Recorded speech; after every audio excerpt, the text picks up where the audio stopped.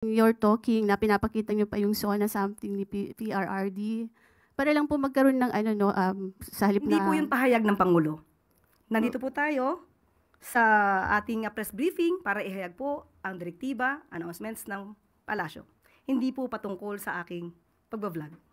hindi po Maraming nabanggit ko salamat lang po yung vlog Yusek para lang po hindi Miss malito. Eden, pasensya na po, hindi po ako makakasagot ng anumang sinabi ko outside from this press briefing. Kung ano man ang aking naging opinion personal, pag-usapan natin sa labas at hindi dito po. Kasi po parang makaka-apekto rin po dun sa mga ng Pangulo na medyo iba yung Opo, nababanggit Miss nila. Eden, kung ano po ang inyong pakay patungkol po dito, inuulit ko po, ang aking pag-vlog ay wala pong kinalaman ang palasyo, ang Pangulo at ang gobyerno. At ngayon po ay handa na po tayong tumanggap ng inyong katanungan. Tina Maralit, Manila Times. Good afternoon, ma'am. Ma'am, recently the Philippines achieved its highest ranking in 21 years in the World Press Freedom Index, as reported by the Reporters Without Borders. This was mainly attributed to the government's boosted efforts to address media-related threats and attacks. Your comment on this? Yes, definitely. That's good news. The President is delighted with that latest ranking of the Philippines in relation to its upholding the press freedom. Okay, it shows that the President respects one's rights of expression and the responsible journalism. So maganda pong, ito po ay maganda po na naipapakita ng Pangulo na the President is not gearing towards dictatorship. Malaya po ang pamamahayag na nakikita po natin sa kasalukuyan. Ma-follow up lang po. How can the present administration, particularly the Presidential Communications Office and other relevant agencies, ensure that that the rights of media workers in the country are upheld and recognized? Lalo na po't kamakailan, unfortunately, may napas lang pong isang veteranong mamamahayag. Katulad po, noong pa pong 2024, ipinangako naman po ng Pangulo. And I quote, ang sabi po ng Pangulo, "Be assured that we are doubling down on our commitment to protect our journalists and to uphold press freedom. We stand with you, hand in hand, in this fight." So hanggang ngayon po, 2024 po yan sinabi ng ating Pangulo. At ngayon po ay nakita niyo po ang nagiging resulta. Paiigtingin pa po ng ating Pangulo, ng administrasyon, ang kalayaan sa pamamahayag. Asahan niyo po yan. Thank you, ma'am. Clay Pardilla, People's Television. Good afternoon po, Yusek. VP Sara Duterte calls the complaint against Congressman Pulong Duterte a part of the administration's political attacks. Your reaction po? As I have said during the last press briefing, that the Vice President should have at least leveled up in her discussions, in her responses in certain issues. But it seems that she never heard anything in regard to that. Or she just refuses to listen. Hindi siya nag-level up. Mas parang bumaba pa. Inuulit niya muli ang kanyang mga excuses na pamumulitika, politicking. Kung ito ay patungkol sa inyong kapatid, sinabi niya po sa interview, hindi pa niya nakakausap si Congressman Pulong Duterte. At malamang ay hindi niya rin po nadinig ang interview sa kanyang kapatid. At ito po ay nasama na po sa news. At and I quote, sa Tagalog po ito, pero he said it in Cebuano. Sa akin mga kapatid na Davaoenyo, ngayon nakita nyo na naman ang video. Matagal-tagal na yon nangyari. Sige lang, decision nyo po pa rin kung sino ang iboboto nyo sa pagka-congressman sa unang district. Di ako makikialam sa Ani Duterte sa wikang Cebuano. Cited po ito sa isang news article ng Abante. Now, kung inamin naman po ni Congressman Pulong Duterte, ayon sa kanyang pag-interview, hindi niya tinanggi ang video. Papaano ipapahid ng Vice Presidente ang ginawang ito ng kanyang kapatid sa Pangulo at sa administrasyon? Nabanggit dito na ang pag-hire, pagkuha ng ibang mga kababaihan for their own satisfaction. Ang sandaling kaligayahan, bakit ito ibibintang sa Pangulo? Hindi ba dapat sagutin na lamang nila kung ano ang complaint? Definitely, Congressman Pulong Duterte is a public servant. He should know his obligations. He should know the laws. He should know what good traits of a leader should be. What good traits that a leader should describe himself.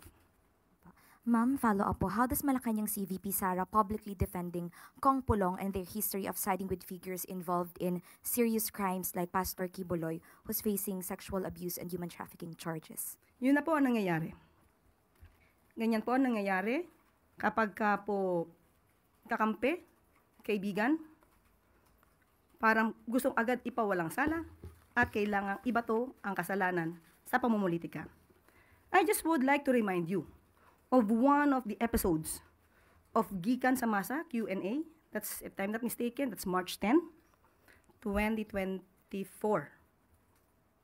Okay? When the President was interviewed by certain media personnel or vloggers, Pastor Kibuloy admitted that he was once complained of illegal conversion land. Illegal land conversion wherein she could be imprisoned for 6 years. Ang sabi po ni Pastor Kibuloy, nagpapasalamat siya kay Mayor, or tinawag niyang Tatay Digong, Mayor Digong, dahil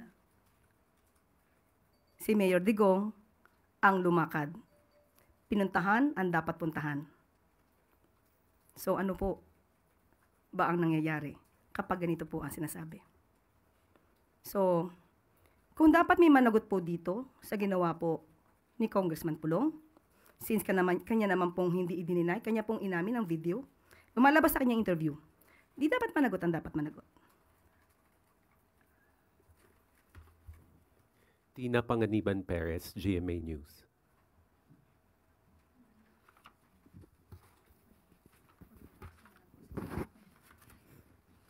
Good afternoon po, Yusek. In a recent interview, Vice President Sara Duterte said every time may issue raw po against the Marcos administration, inaatake raw po ang mga kalaban. And may I read part of her quote? Merong namatay sa Amerika at nandoon sa loob ng kwarto si First Lady Liza Marcos at nandoon sa police report. Cocaine yung sinasabi nagkalat doon sa kwarto na yon, ay bigla na lang nilang hinila, kinuha, dinukot si Pangulong Duterte. Your comment po, ma'am. Sa kanya pala nang galing ang fake news. Siya pala ang source ng fake news na ito na pinapakalat laban sa unang ginang, kay First Lady. Unang-una po, kailangan pa ba natin paniwalaan ang mga ganitong klaseng istorya na nanggagaling sa Vice Presidente? Tandaan po natin, dumating si First Lady sa Pilipinas, March 10, 2025. Kung gusto niya pong alamin yan bilang Vice Presidente, may records po yan. March 11, nagkaroon po ng event si First Lady with the representatives of Girl Scouts of the Philippines. That's May 11, 2025. Pwede po ba natin ipakita? Yan. Makikita po natin na kasama niya ang ilan sa mga representatives ng Girl Scouts of the Philippines.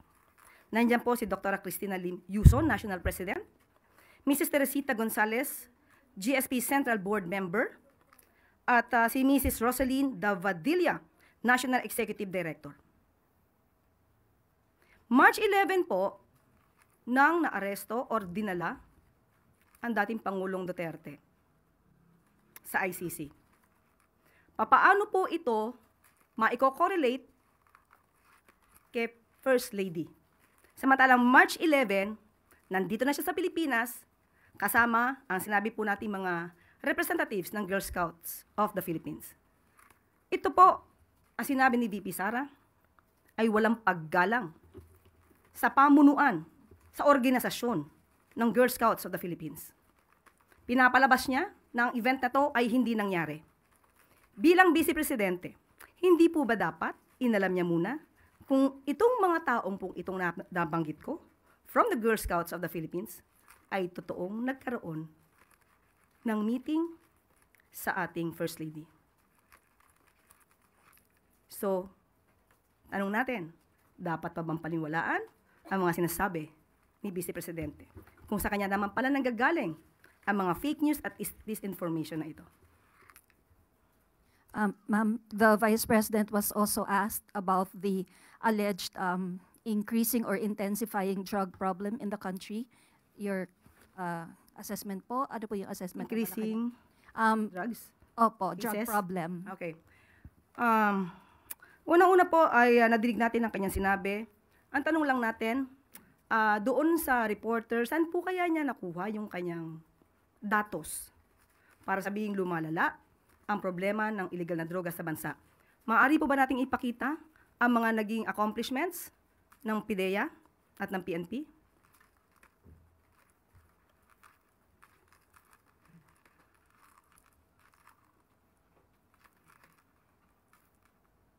Makikita niyo po sa screen kung ano po yung mga nangyari at naging accomplishments po ng PIDEA at PNP.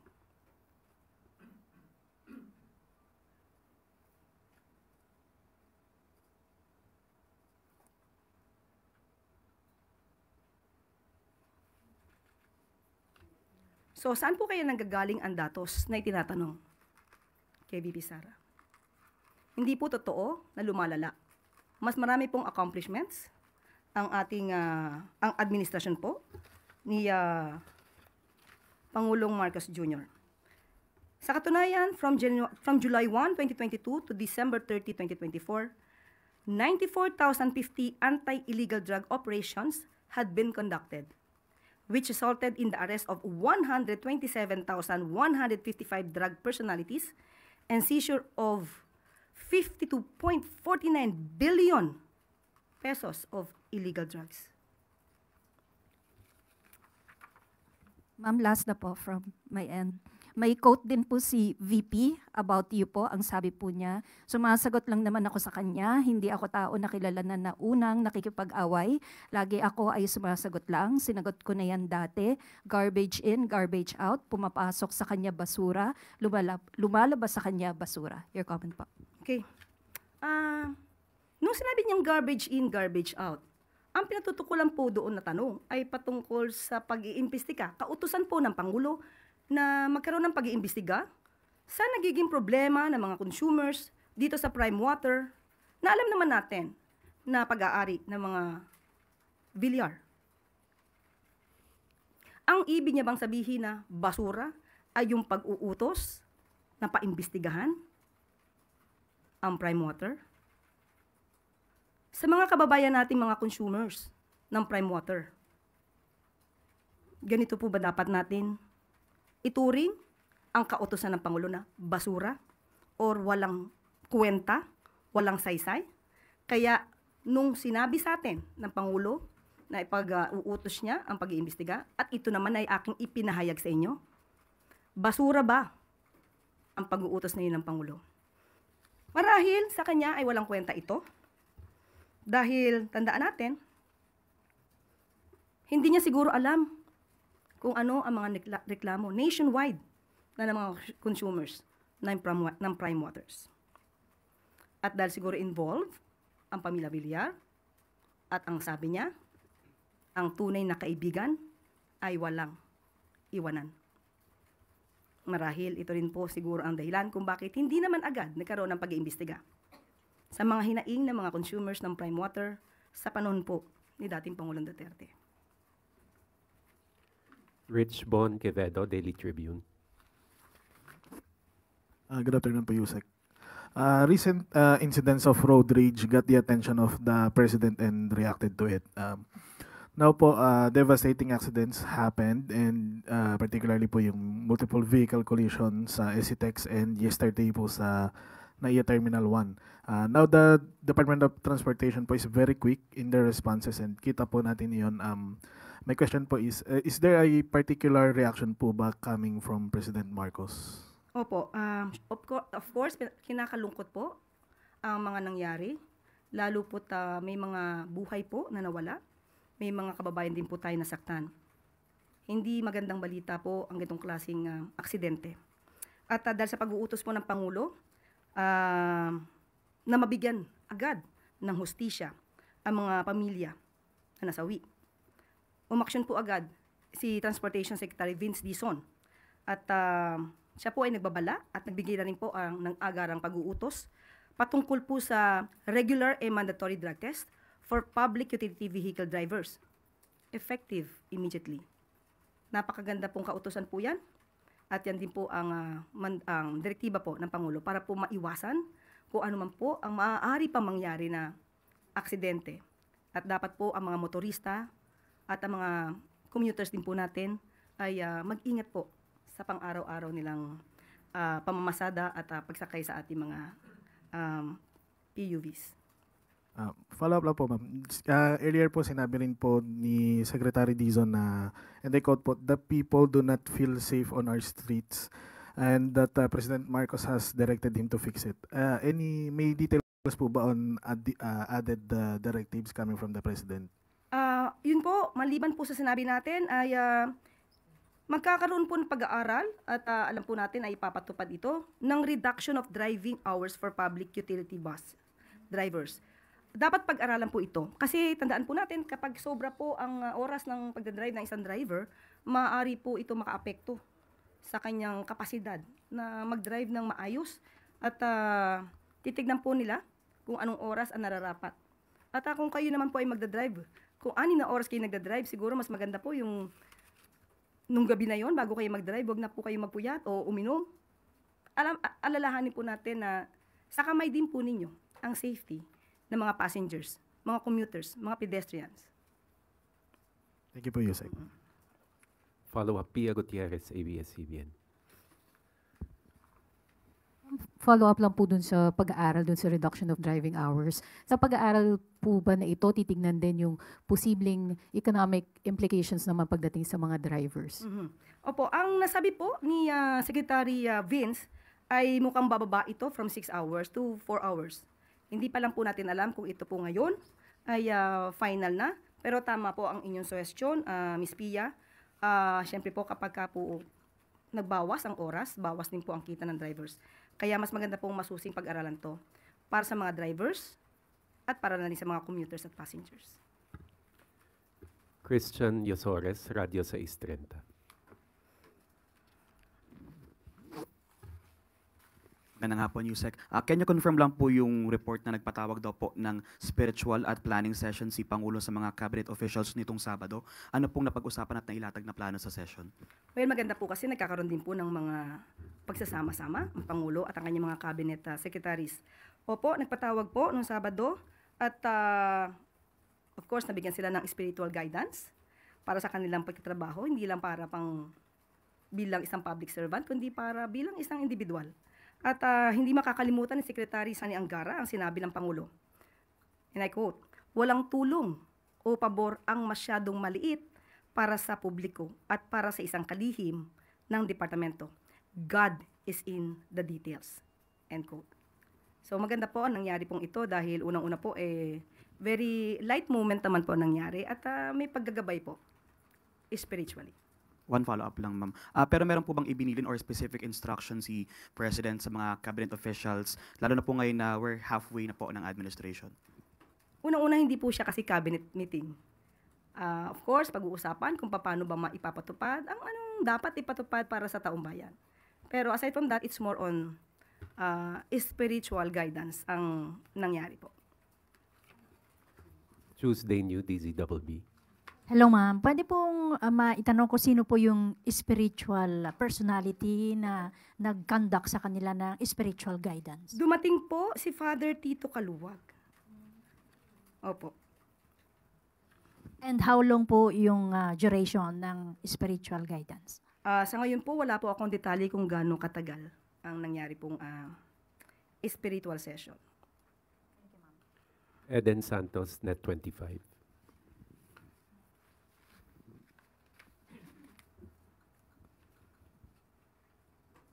Good morning po, Yusek. Binatikos po ni dating presidential spokesperson Attorney Harry Roque yung anyay lantarang katiwalian ng mga Marcos sa gitna po ng investigasyon ng Hong Kong sa umano'y gold-linked money laundering activities. Ito po yung nabanggit din sa isang media entity dito sa Pilipinas, bukod po doon sa mga report from Hong Kong and Taiwan. Nakarating na po ba ito sa kaalaman ng Pangulo? Ano po yung kanyang reaction kaugnay nitong panibagong allegation po na ito? Wala pong katotohanan. Yun lang po. So you categorically deny po ito? Walang katotohanan. Doon po sa pagdalo ng Pangulo kanina po sa One Cebu rally sa Cebu, yung po bang presensya ng Pangulong Marcos ay sign po ba yon na yung suporta niya kay suspended governor, Cebu Governor Gwen Garcia ay parang sign din na sinusuportahan niya yung paglabag or hindi pagsunod ni Governor Gwen doon po sa kautusan ng Ombudsman? Wala po tayo nakikitang ganun. Yun lang po. Doon po sa nabanggit ninyong 7 pisong baba ng Duterte administration, pwede po ba ninyong i-clarify yon kung talagang 7 piso, gagawin 7 piso kada kilo yung bigas that time, or yung sinasabi po ng dating Pangulo na reduce o bawasan lang ng 7 piso yung presyo po ng bigas? Nasa news na po yan. Maaari po ninyong i-refer po ang news patungkol po dyan. So, malinaw po na reduce po yung nabanggit. Pero kayo sabi ninyo sa inyong vlog po ba yun or whatever, yung 7 piso, sabi niyo pangako 7 piso at parang sort of ganon. Pwede po ba linawin lang natin yun para hindi naman na pagmula ng fake news? Sa vlog po ba? Napanood po sa Hindi po yata yun nabanggit sa press briefing. Opo, hindi po sa press briefing. Parang you're talking na pinapakita niyo pa yung SONA something ni PRRD. Para lang po magkaroon ng sa halip Hindi na... po yung pahayag ng Pangulo. Nandito po tayo sa ating press briefing para ihayag po ang direktiba, announcements ng palasyo. Hindi po patungkol sa aking pagbablog. Hindi po, nabanggit ko lang po yung vlog, Yusek, para lang po hindi Miss Eden, pasensya na po, hindi po ako makakasagot ng anumang sinabi ko outside from this press briefing. Kung ano man ang aking naging opinyong personal, pag-usapan natin sa labas at hindi dito po. Kasi po parang makaka-apekto rin po dun sa mga ng Pangulo na medyo iba yung nababanggit. Opo, Ms. Eden, kung ano po ang inyong pakay patungkol po dito, inuulit ko po, ang aking pag-vlog ay wala pong kinalaman ang palasyo, ang Pangulo at ang gobyerno. Let's move on. Thank you. Alvin Baltazar, Radio Pilipinas. Yusek, good morning po. Yusek, nitong weekend mo nagkausap si Pangulong Marcos at saka si Prime Minister Anwar Ibrahim. May we get some details kung ano po yung napag-usapan nila aside from economic and security? And isasabay ko na rin, Yusek, yung tanong na nabanggit din ni Pangulo na sabi niya makikita sila sa ASEAN Summit this coming May. Kailan po ang alis ng Pangulo para doon sa ASEAN Summit? Ang summit po ay gaganapin sa May 26 to 27. Asahan niyo po, dadating po, aatin po ang ating Pangulo sa nasabing ASEAN Summit. Ang napag-usapan naman nila ay nakikita po natin sa body language at sa magandang pagngiti ng Pangulo. Ibig pong sabihin ay napag-usapan nila mga hamon sa ekonomiya at seguridad na maaaring kaharapin po ng ASEAN. At nais po din nila kung ano man po ang issues patungkol po sa ekonomiya at seguridad, maipagpatuloy po ito at mapag-usapan sa ASEAN Summit ito po sa Kuala Lumpur. At kung di po ako nagkakamali, nabanggitin po na wini-wish po ni Prime Minister ng good luck ang ating Pangulo sa darating na eleksyon. Last question, Ann Soberano, Bombo Radio. Yusek, good afternoon. Yusek, reaction lang from the palace. Sa SWS survey kasi na isinigawa noong April 11 to 14, sinasabing 93% na mga Pilipino ang susuporta sa mga kandidato na nagtataguyod ng mas maraming oportunidad sa trabaho, pagpapalakas ng agrikultura upang dumami ang produksyon ng pagkain sa bansa. Masaya po tayo, masaya po ang Pangulo na ganyan po ang nagiging resulta dahil ang mga botante po ngayon ay nabubuksan na po ang isip kung sino ba dapat ang kanilang iboboto. At ito mga nasabi po na mga kagustuhan ng mga boboto para sa isang leader ay nakikita po sa mga miyembro po, mga senatoriables po ng alyansa. Alyansa na ang mga pangalan ay binanggit ni Pangulong Marcos Jr. dito lamang po sa katatapos na campaign sortie sa Cebu. Yusek, ano po ang nakikita ng Malacanang na posibleng factors na nakapag-contribute na nag-iba po yung pananaw ng ating mga voters po para sa mga kandidatong tumatakbo ngayong midterm election? Nakikita po siguro nila kung ano ang naitutulong ng pamahalaan, especially patungkol po sa agrikultura. At kung papaano po ba tinutugunan ang issue po ng kagutuman at kahirapan. Kailangan po talaga natin iboto ang mga nagtatrabaho, hindi lamang po yung gumagawa ng intriga. Thank you, Yusek. Thank you, Yusek Claire. At dito po nagtatapos ang ating briefing. Maraming salamat Malacanang Press Corps at magandang hapon para sa bagong Pilipinas.